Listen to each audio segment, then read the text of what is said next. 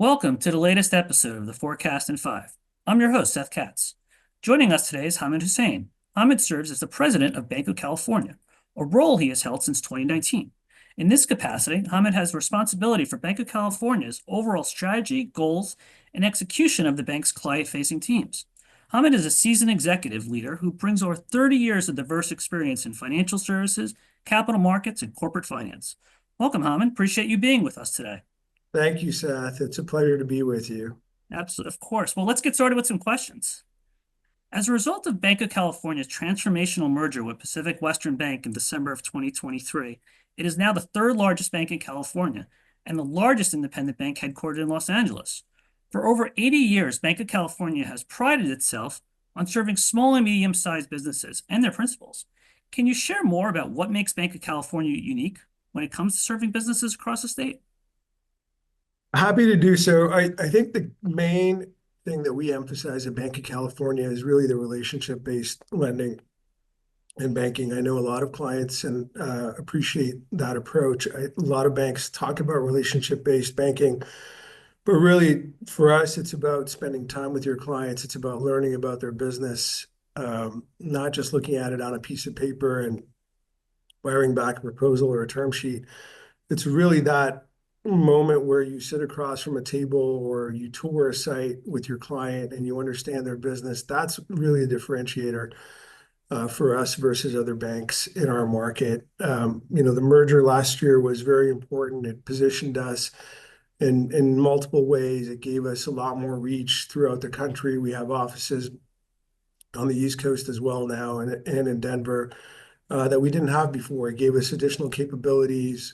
We've expanded into payments, further into payments, other business lines, specialty business lines that I think we'll talk more about in a second. But I think the key focus for me and for all of our teams is really that essence about understanding your client, getting in front of them on a regular basis, seeing what they need, how you can help them. And that is really the essence of what we do at Banc of California.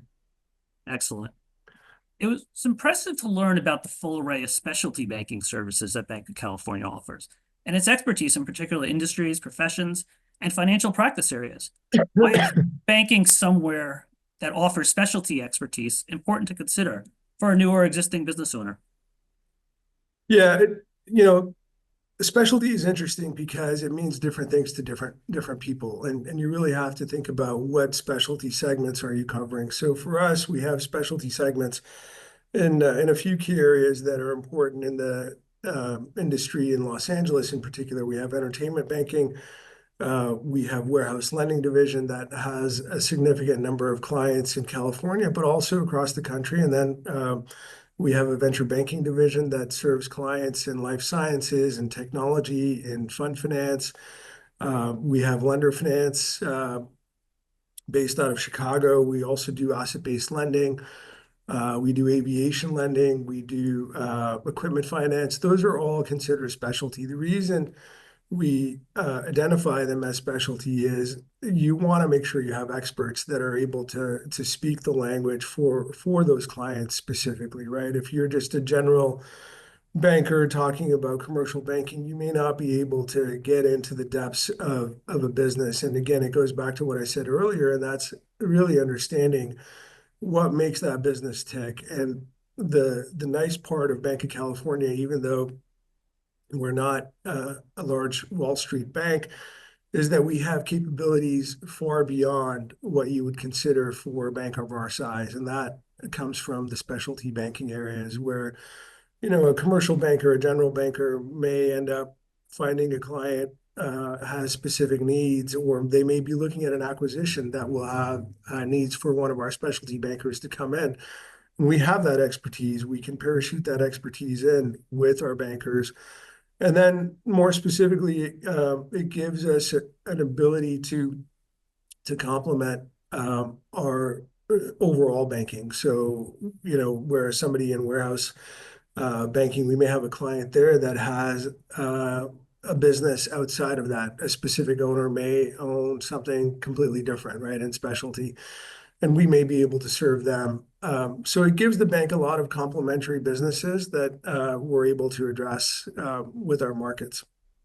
Very interesting to learn more about what specialty banking entails. Mhm. The bank has been committed to the innovation economy and venture-backed companies for many years.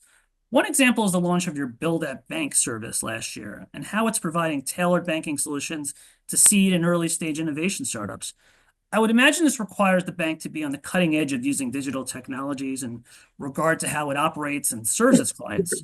Can you explain how the bank is continuing to embrace technology in this rapidly changing landscape? Right. So, pardon me, I'm getting over a cold still. So, Build a Bank is a program we started last year, and it was designed to help startups, early stage companies to receive banking services from Banc of California that they may not otherwise get. Right. So, typically, banks look at um, a lot of banks will lead with lending with clients, and that's not what Build a Bank is designed to do. Build a Bank is designed to say, hey, if you're an entrepreneur, if you're a new founder starting up a company and you want to get in a bank that actually understands your business, Banc of California is that bank. So we provide a lot of services, banking services to those clients on a very reduced rate or sometimes even on a free basis to get them into the bank, but to also help them to understand as they grow what they will need and how the bank will look at their company. And then if they get into a situation where they do need capital or debt, the capital from private equity, what do those kinds of private equity firms typically look at? Because we have experience and we can provide some guidance around that. And then all obviously around debt, what is it that they need? Um, what are the things that we would consider for debt, and we help guide them through all of that process. And then to your question around technology for the bank, we like to think of ourselves as innovators in technology. As I mentioned, payments, that's a platform that we've developed and we're continuing to develop. We're actually ahead of many of our peers in that space. And then a number of years ago, we bought a company called DeepStack that helps clients receive payments from internet sales on a much faster basis than they would perhaps from some other competitive solution. So, and then on top of that, as many other companies, AI has become the buzzword, but we are effectively using it to analyze, to put together presentations. We're really stressing that with our teams to say, look at this as a tool to help you reduce the amount of time that it takes to put something together, to become much more efficient. It also helps us to do prospecting within our markets. If we want to identify certain companies within a particular geography or a particular industry segment, we can ask AI to help us do that. It helps you parse through vast amounts of information on a much faster basis. And that's important for banking because when we look at credit risk, we look at how is that company performing to its peers? What are their targets? What are they going to need to do to achieve those targets? And AI can actually help us get through a lot of data a lot quicker. And so we're utilizing that on a fairly regular basis now. Got it. And really appreciate you touching on AI and how you utilize it. Mhm. Since we have a number of Anderson MBAs watching, many of whom who want to advance into leadership roles within the financial services industry, why is pursuing a career in banking a profession that these aspiring leaders should strongly consider? I would say, and this is similar to what our CEO often says, Jared Wolf, he often says that banking is probably the only industry that you can get into that you will learn so much about lots of other markets and lots of other industries. I'll give you my own personal example. I've been in banking now for 30 years and I continue to learn. I'm not going to say I'm an expert in every company or every industry that I touch, but you'll be amazed at my lack of knowledge in lots of different areas, but I know enough to be dangerous in so many different fields. And it's because, we spend time with those clients to learn about what they're doing. So in life sciences, in technology, in general industrial, in real estate, in construction, all of those different markets and different segments we touch. We have PhDs on staff. We have MBAs on staff. The PhDs, they're scientists, and it helps us in life sciences to be able to analyze a company, to look at them, and say, okay, well, we understand your science and we understand, what it is that you're trying to do. And it really gives us a lot more, what I would say, expertise with that client if you have that level of knowledge from people on staff. So, I was an MBA. I graduated. My first job was with Ford Motor Company in finance, and there's multiple routes that people take. And for me, banking has been so diverse. Just the level, the complexity of deals that you look at, and you continue to learn all throughout your career. Excellent perspective, and I really do appreciate you sharing more about your career track. That's going to be helpful for our students. As we're seeing growing competition along with increased mergers and acquisitions across the business banking space, where do you see the industry headed over the next decade? Yeah, great question.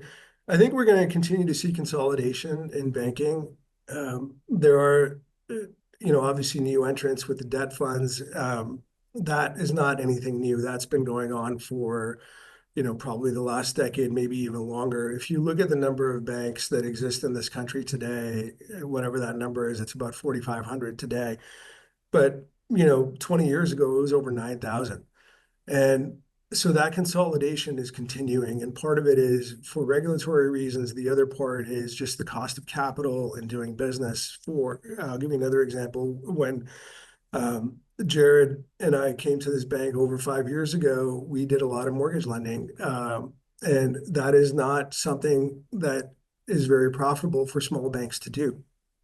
And as a result, those kinds of businesses have gone into other size of banks. They've gone to larger banks. They've gone to non-bank lenders. But there's continual consolidation in the banking space, and we'll continue to see that. I'm not sure, at what level it will stop, but there's a lot fewer banks that are starting in this country today than there were even in the last 5 years. After the great financial crisis, I think the pace of new bank growth, new bank origination really slowed down. What does that mean for banks like us of our size? I think it gives us a lot more opportunity, right? Because we're in that, what I'll say, a sweet spot. We're not a mega bank, but we're a big enough bank that we have plenty of lending capability. We can address large deals that a large bank will look at, but then you have the service levels that a smaller bank will provide. And we're in communities around the country. We're always talking to small and medium-sized businesses. The large corporates, that need $1 billion, $800 million of debt, they're not in our niche, and we don't want to go after those. We tend to go after companies that, maybe are up to 500 million or 600 million in revenue size, specifically. And even there, we make sure we're providing that level of touch that the large banks aren't necessarily going to provide. So we're in a really good position. I think the smaller banks are going to continue to struggle to find their niches within their markets, and how do they grow beyond the markets that they're in. They may be able to do small deals, but eventually within a certain market, you run out of those small deals. So we're in a good place across the country. We can look at many different industries, many different types of geographies. So I feel really good about our position. Got it. Well, that brings us to the end of today's episode. Thanks so much, Hamid, for taking out some time to be with us. Very happy to do it. Thank you for asking me to be here. I appreciate Excellent. it. Of course. And thanks to all our viewers for tuning in. We'll see you on the next episode of the Forecast in 5.